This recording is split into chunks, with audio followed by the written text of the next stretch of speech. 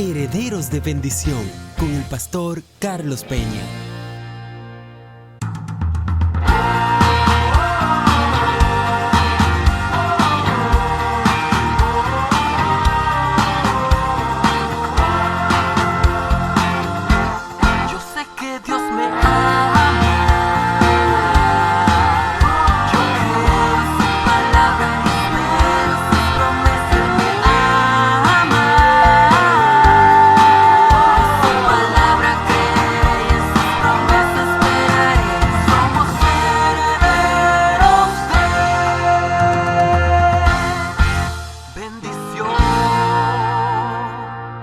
Predicar sobre un tema que nos reta mucho, nos emplaza, nos somete a un emplazamiento personal. Y quiero que usted hoy se sienta retado con esta palabra. Vamos a hablar sobre el valor de vivir sin tener miedo. Vale la pena vivir sin miedos. Vale la pena aprovechar y disfrutar la vida que Dios nos ha dado fuera de temores, fuera de miedos, fuera de tanto pánico, fuera de tanto terror. Yo quiero que usted abra su Biblia ahí donde se encuentra, acá en la iglesia y allá en la casa, la oficina, donde esté, y dele seguimiento con la Biblia en la mano lo que vamos a estar predicando. Abra su Biblia en la primera epístola de Juan, en el capítulo 4, verso 17. Aquí Juan revela algo que la iglesia debe tener siempre presente para que no nos tomen el pelo y para que el enemigo no se burle de los hijos del Señor. Dice el apóstol Juan, en el nombre del Padre, del Hijo y del Espíritu Santo, como leo siempre: en esto se ha perfeccionado el amor en nosotros, para que tengamos confianza en el día del juicio, pues como Él es, así somos nosotros en este mundo. Dice el 18: en el amor no hay temor, sino que el perfecto amor echa fuera el temor, porque el temor lleva en sí castigo, de donde el que teme no ha sido perfeccionado en el amor. Nosotros le amamos a Él porque Él nos amó primero. Amén. Aquí el apóstol Juan pone una antítesis de dos conceptos. Primero el concepto temor y luego el concepto amor. Juan está diciendo que la existencia del amor perfecto, que es el amor de Cristo, amén, hace que esté ausente el temor que nos aleja de Cristo. Donde está Cristo, que es el amor verdadero, el miedo, el pánico, el terror, el horror tiene que irse. No hay espacio para ese sentimiento que no nos hace crecer como personas. Hay dos palabras que quiero enseñarle a la iglesia en este día, que la Biblia utiliza para referirse a miedo o a temor, que son sinónimos. La primera es la palabra hebrea yaré. Anote la palabra yaré. Yaré significa miedo, significa temor, pero es un temor reverencial, es un temor de respeto a Dios, es un temor de obediencia a Dios. Yo le temo a Jehová. Cuando decimos yo le temo al Señor, no estamos diciendo que le tenemos pánico a Dios, no estamos diciendo que Dios nos hace sentir horrificados, que nos hace sentir aterrorizados. No. Estamos diciendo amamos a Dios con un respeto reverencial. De hecho, la Biblia habla sobre eso. Váyase conmigo al libro de Éxodo. En el libro de Éxodo, capítulo 14, desde el verso 29, aparece esta palabra en hebreo. Y quiero compartírtela en este día para que con el soporte bíblico entiendas lo que estamos predicando. Éxodo 14, verso 29 dice: y los hijos de Israel fueron por en medio del mar en seco, teniendo las aguas por muro a su derecha y a su izquierda. Dice el verso 30 de Éxodo 14: así salvó Jehová aquel día a Israel de la mano de los egipcios, e Israel vio a los egipcios muertos a la orilla del mar. Pero oiga lo que dice el 31. Y vio Israel aquel grande hecho que Jehová ejecutó contra los egipcios, y el pueblo temió a Jehová. Ahí está la palabra yaré. Y el pueblo temió a Jehová y creyeron a Jehová y a Moisés su siervo. Cuando Israel vio cómo Dios destruyó a sus enemigos, pues Israel temió a Jehová. Temió a Jehová porque Jehová los iba a destruir a ellos también. No. Temió a Jehová como sinónimo de reverenció a Jehová. Se postró ante Jehová a adorarle. Le tributó respeto divino al Dios de Israel. El miedo único que debe existir en la vida de los que hemos nacido de nuevo es el miedo conocido como Yaré, que es el miedo reverencial al Dios que amamos, que servimos, que obedecemos y que no toleramos que se le falte el respeto. Ese es el temor. Ahora hay otra palabra que se utiliza mucho en el Nuevo Testamento, pero es una palabra griega y es la palabra phobos. La palabra phobos,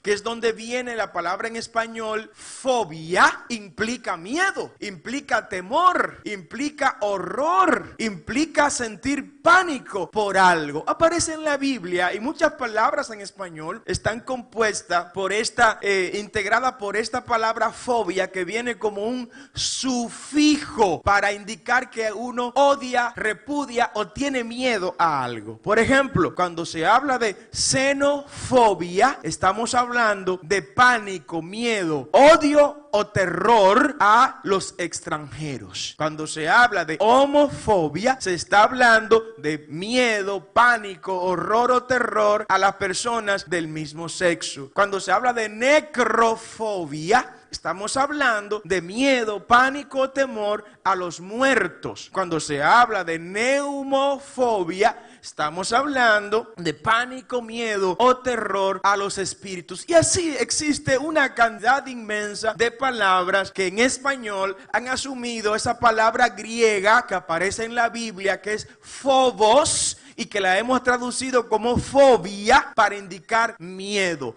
Esa fobia, ese miedo, es un miedo que nos hace daño. Es un miedo que no viene de Dios. Es un miedo que nos petrifica. Es un miedo que no nos deja avanzar, que no nos deja caminar, que no nos deja ver la mano de Dios obrar en nuestra vida. Es miedo a lo que viene. Es miedo a lo que pasó. Es miedo al presente. Es miedo al futuro. Es miedo a cualquier cosa que usted entiende que no tiene control sobre ello. Sin embargo, te digo, iglesia, que si vas a tenerle miedo a todo aquello sobre lo cual no tienes control, vas a pasar tu vida sumergida en la fobia, porque la mayoría de las cosas que en nuestra vida ocurren, nosotros no tenemos control de ellas. Sin embargo, el Dios que te sustenta, el Dios que te cuida, el Dios que prometió cuidarte de día y de noche, Él sí tiene control de cada cosa. Y cada cosa, dice la palabra, que la ha puesto debajo de tus pies y que tú tienes autoridad por vía de consecuencia, aún sobre esas cosas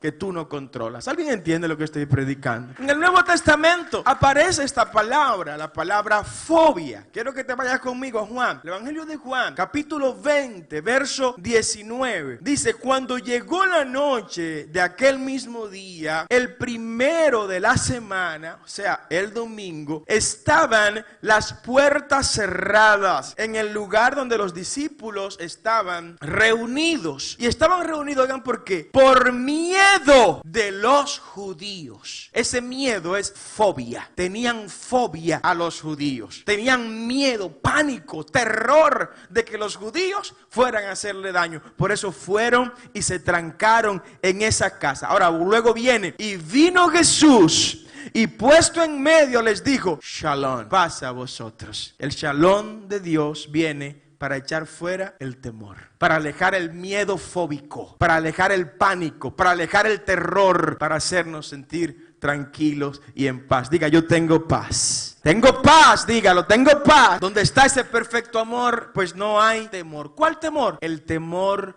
phobos. El temor, miedo, pánico, horror, terror. En el caso de una mujer que aparece en el Nuevo Testamento, se nos revela que vale la pena vivir sin miedo. Y cuando le digo vivir sin miedo, no me refiero al miedo yaré. Todo lo contrario, tenemos que vivir con ese miedo yaré, que es el miedo de reverenciar a Dios, de respetarlo, de no fallarle en ningún momento. Sin embargo, vivir sin el otro miedo, que es fobia, vale la pena. Vale la pena abordar la vida sin miedo a cosas que ya Dios tiene control de ellas. Hubo una mujer que tenía 12 años con un flujo de sangre, y usted conoce la historia. Esa mujer, la sociedad la había sometido a una marginalidad. El libro de Levíticos dice que la mujer, mientras esté menstruando, será considerada como inmunda, y la silla donde ella se sienta mientras esté en ese proceso, quien se siente en ella también será considerado inmundo. Eran sometidas a un aislamiento, algo terrible en ese momento. Sin embargo, esta mujer no solo tenía su ciclo menstrual normal como todas las mujeres, sino que tenía 12 años menstruando de manera ininterrumpida. Por eso la Biblia lo destaca. Un flujo que no se detenía, de manera que su impureza era permanente, no cíclica. Y mientras era impura, la mujer no podía penetrar en los estratos sociales, no podía participar de las actividades colectivas. Era una especie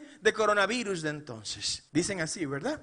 Ella no podía meterse entre la multitud. Sin embargo, aparece en el Evangelio de Lucas, capítulo 8, verso 4, el relato de esta mujer declarando ella, donde ella misma se autopredicaba. Y ella decía, wow, si yo solo pudiera tocar el manto de Jesús, yo sería sana. Miedo, óyeme, te estoy declarando que lo que tú has dicho en contra mía durante todos estos años, yo hoy lo estoy cancelando, porque por aquí está pasando la oportunidad de yo resolver mi más grande problema, que es este problema de este flujo de sangre. Está pasando el rubio de Galilea, está pasando el nazareno, está pasando el Mesías, está pasando el que elimina todo miedo y todo pánico. Miedo, si yo tan solo pudiera tocar el manto de Jesús. Yo sé que Él no vino para sanarme, yo sé que Él va de camino a hacer otro milagro, pero mientras vaya Él de camino, yo voy a penetrar. Esta mujer le dijo al miedo, miedo, hasta aquí llegó mi miedo a ti. Hasta hoy te tengo miedo. Hasta hoy estaré actuando en función de lo que tú me dices que debo hacer. Hasta hoy caminaré en la dirección que el miedo me manda a caminar. Hasta hoy dejaré de tomar las decisiones que Dios quiere que yo tome para ser libre completamente. Hoy me equipo de la voluntad de Dios, de la fuerza de Él, para deshacerme de ti, miedo. Y voy a empujar a los discípulos, y voy a caerle a codazo a todo el que se me ponga en el medio, y voy a penetrar de manera sutil. Y cuando estén mirando hacia otro lado, voy a meterme por debajo de las piernas, y voy a tocar como tocaron los jugadores dominicanos las bases allá en México en esta serie del Caribe, y ganaron sin que nadie me vea. Voy a penetrar a alta velocidad, y cuando quieran abrir los ojos, ya tendré el pedazo del manto del maestro agarrado en mi mano, y agarrado en mi mano también tendré mi milagro. Oh, gloria al nombre del Señor. Eso es deshacerse del miedo. Mientras en otras circunstancias a esta mujer la veían, y desde que la veían la gente iba alejándose, o le iba diciendo, mira, vete para las ciudades, refugios que se crearon para ustedes. Vete para el lugar que tú debes estar, marginada. Vete para el lugar que tú mereces estar según la sociedad, que es una esquina donde nadie te vea, ni donde tú molestes a nadie. Ella dijo, no. Son 12 años que yo tengo en esto, y solo el cuchillo sabe cómo es el corazón de la auyama. Solo yo sé lo que he padecido estos 12 años. Yo estoy viviendo la muerte en vida. ¿Qué es lo peor que me pueden hacer? Que me caigan a patadas los discípulos de Jesús. ¿Qué es lo peor que me pueden hacer, Andrés? Que me insulten mientras voy hacia el maestro. Pues te digo algo, iglesia. Si para tú llegar donde está el maestro tiene que recibir patadas, empujones, insultos, hambre, crisis, que te aparten de la sociedad, paga ese precio, porque al final tendrás tu respuesta y tu milagro en el manto de Jesús. Si yo fuera tú, le diera ese aplauso más fuerte al Señor. Toca el manto del maestro. maestro, y recibe tu milagro. Esta mujer se despejó del miedo. Hay gente que no ha recibido su milagro porque está atrapada por el miedo. Gente que no ha visto la gloria de Dios en su vida como Dios quiere demostrársela. ¿Saben por qué? Porque están atados con atadura de miedo. Rompe la atadura, mueva su brazo así, rómpala. Rompa esas cadenas, libérese del miedo y agarre el milagro que Cristo tiene para usted más allá de la multitud. Esta mujer es un ejemplo de fe, porque la sociedad decía que ella no merecía nada de eso. Sí, la sociedad dice eso de algunos de los que nos están escuchando y viendo en esta hora. No, tú no mereces eso, eso no es para ti. Que subir allá arriba y ocupar posiciones altísimas, eso no te toca a ti. La familia nuestra no sale nadie que sirva para eso. De mi familia lo que salen son delincuentes. Mi familia tiene residencia en La Victoria. Mi familia son inquilinos, ya hasta negocio tienen en Najayo. Mi familia no salen de la cárcel, ese es el lugar que nos toca. El Señor reprenda al enemigo. Nos tocan los lugares celestiales en el nombre de Jesús. Nos toca estar en las alturas. Que de mi familia no ha salido un gran hombre, una gran mujer de negocio, pues que se prepare el miedo, porque le tocó a mi familia el primer hombre de negocio, que seré yo en el nombre de Jesús. ¿Alguien dice amén en esa hora? Sí, se rompe el eslabón de maldición familiar en ti. Tú eres el eslabón donde se rompe esa maldición. Hubo otro hombre que decidió vivir sin miedo. Sí, hombre, ¿por qué vivir con tanto miedo? Se puede vivir con tanto miedo. Este hombre decidió romper con el miedo, cerrar la puerta al miedo y decirle al miedo, ya, terminó todo, ya tú no mandas en mí. Como me decía Carlen cuando chiquita, le decía a Carleni cuando Carleni decía algo, dice, Carleni, tú no mandas, tú no mandas, como diciendo de papi y mami los que mandan acá, ¿no? Este hombre le dijo al miedo, hágalo así conmigo, no, hágalo conmigo, sin miedo. Hágalo sin miedo. Ya tú no mandas. Hay gente que el miedo es que le manda. Hay gente que no pueden dormir en su habitación, que tienen miedo de dormir en su habitación. Señor, tu habitación. Oye el pronombre posesivo que tiene. Tu habitación. Es tu habitación. Es tuya, no es del miedo. No es del pánico, no es del terror, no es de nadie más, es tu habitación. Dios cree en la propiedad privada. Esa habitación es tuya. Así que el que entra a esa habitación tiene que entrar con tu autorización, tiene que entrar con tu permiso. Pero que hay una cucaracha, tú eres más grande que la cucaracha, písala, sácala, bótala, mátala. Tú eres la que manda en esa habitación. ¿Alguien dice amén?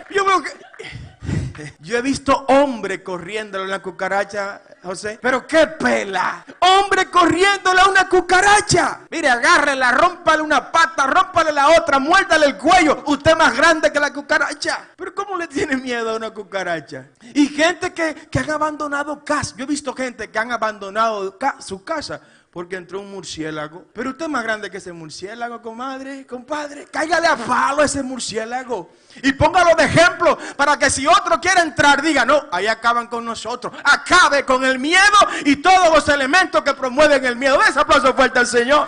Amén. Sí, óigame, no tenga miedo fóbico, pero si alguna vez usted quiere darle el espacio a ese miedo, témale a los que son más grandes que usted, pero nunca a uno más pequeño que usted. ¿Usted me comprende? ¿No? Entonces este hombre decidió cerrarle los vidrios al miedo. Se trata del centurión romano. Este hombre fuerte. Una centuria era un grupo de 100 soldados romanos. Él dirigía 100 soldados romanos. Pero tenía un siervo, y el relato está en el Evangelio de Mateo capítulo 8, verso 5 en adelante. Tenía un siervo, y ese siervo estaba enfermo, paralítico, con problemas, y estaba en la casa del centurión. Aquí hay un detalle que algunos escritores paralelobíblicos han descrito y entienden que ese siervo de ese centurión, ojo con esto, era un amante de este centurión. Algunos piensan que ese siervo vivía como pareja. Ustedes saben que para los romanos y los griegos este tema del homosexualismo era algo terrible, ¿no? Y que convivían uno con otro. De hecho se dice que Julio César era el marido de todas, el esposo de todas las mujeres y el marido de todos los hombres. O sea, Julio César, imagínense ustedes, César Augusto, ¿no? Julio César, ¿no? Entonces cuando hablamos de esto, algunos piensan que ese centurión y ese siervo convivían en la casa del centurión. Y que por esa razón cuando el centurión se acerca a Jesús, le dice, maestro, mi siervo está moribundo en la casa. Y el Señor Jesús le dice, no, yo vine para esto, voy para allá, tranquilo. Y dice, no vayas. Probable que te encuentres con cosas que tú no te imaginas que existen en este tiempo. Es probable que los vecinos empiecen a meterte chisme, ¿no? Y que los vecinos empiecen a decirte cosas que yo no quiero que tú sepas. Por eso el centurión le dice, solo di la palabra, porque yo no soy digno de que tú entres a mi casa. ¿Usted recuerda eso, verdad? El centurión le dijo a Jesús, yo no soy digno, yo no merezco, yo no tengo el nivel, yo no tengo la altura, yo no tengo los méritos para que tú entres a mi casa. Si entras a mi casa te vas a avergonzar probablemente. Él no entendía que a Jesús no le importaba nada de eso, que Jesús comía con los borrachos, que Jesús se sentaba en la casa de los recaudadores de impuestos, que Jesús se dejaba lavar los pies por prostitutas. Él no conocía nada de eso. Lo que él conocía es que ese Jesús era un rabino judío y que predicaba la santidad y la pureza. Por eso el tipo se fue al extremo. Yo no quiero que entres a mi casa porque yo soy indigno, pero por favor, así como yo soy hombre de autoridad, y cuando yo ordeno, las cosas se hacen. Yo sé que tú también eres hombre de autoridad. Este es terrible, ¿eh? La fe de este hombre Jesús la destacó. Y dijo, wow, ni siquiera en Israel he encontrado tanta fe como en la fe de este centurión. Porque ese hombre entendió que solo la palabra de Jesús era necesaria y suficiente para que en el mundo espiritual y en el mundo material las cosas ocurran. ¿Y saben qué Cristo hizo con eso? Cristo no se puso a investigar si este hombre era de aquí o de allá, si caminaba o volaba, si tenía pie o tenía alas, si tenía pluma o tenía poros en la piel. No preguntó nada de eso. Solo dijo la palabra, vete, que tu siervo ha sido sanado. Denle ese aplauso fuerte al Señor. El centurión abandonó el miedo. Abandonó el miedo de los prejuicios sociales. Mire, conozco muchos profesionales buenos, grandes, que por prejuicios que el miedo le ha metido en su mente, están hoy lamentablemente en condiciones profesionales no tan agradables. No están disfrutando de su profesión, de lo que Dios le dio para vivir de ello, porque los prejuicios sociales, el hacerle pensar, no, es que esa posición no nos toca a los que venimos de abajo, es que esos puestos gerenciales son para los popis. No, me perdonan los popis que estén aquí, ¿no? Que esas posiciones altas de dirección no le toca a los que venimos de allá, de la Ciénaga, de los Tres Brazos, de esos sitios así, ¿no? No, a usted le toca lo que Cristo dijo que le toca.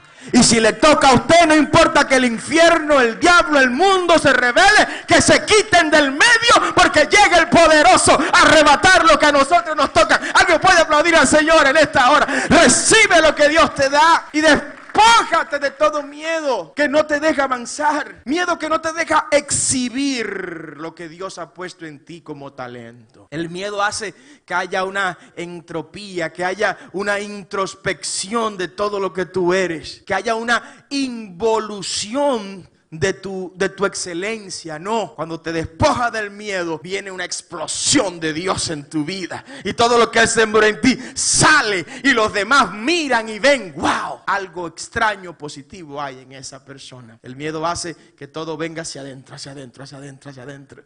Y te pones obeso, lleno de excelencia obeso, lleno de bendición obeso. Cuando te vas o te alejas del miedo, todo eso que Dios entró en ti empieza a brotar. Y la gente empieza a reconocer, Dios ha sembrado en esa persona. Con esto vamos terminando.